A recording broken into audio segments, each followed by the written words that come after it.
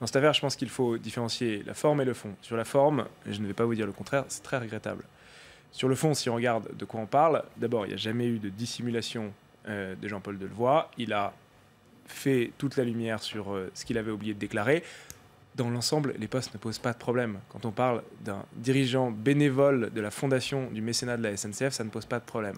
Et par ailleurs, ce qu'il devait rembourser, il l'a tout de suite remboursé. Alors, il n'y avait pas que du bénévolat. Hein. Non, il y a aussi une fonction qui est contraire à la Constitution. Il a eu, avec un peu de légèreté, oublié de... Il l'a déclaré, ce qui montre qu'il ne voulait pas le cacher. Mais il a continué à toucher ses salaires. Il les a intégralement remboursés. Bon, maintenant, je pense qu'il faut se tourner vers cette semaine qui est importante pour la réforme des retraites. Mais pour vous, cette affaire est derrière vous? C'est derrière le gouvernement? Ça n'affaiblit pas le gouvernement, cette affaire Delevoye? Alors, je pense que ce n'est pas une bonne chose. C'est regrettable, ça met de la confusion dans l'esprit des gens.